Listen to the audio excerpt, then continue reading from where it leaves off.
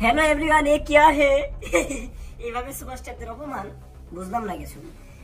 জিতকে দেখেন না কেমন বানিয়ে ফেলেছে একেবারে। আফসোস, এরকম সুপারস্টারদের এরকম অপমানটা আমরা কিছুতেই মেনে নিতে পারি না।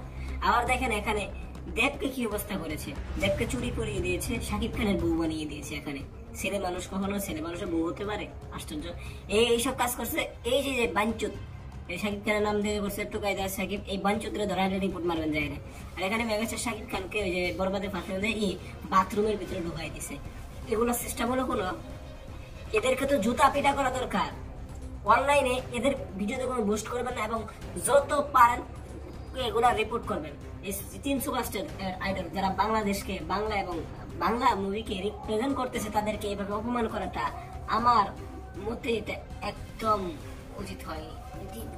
আবার এরকম কথা তো বলা যাবে না। জিতো সুপারস্টার, দেব সুপারস্টার, শাকিব খানও সুপারস্টার।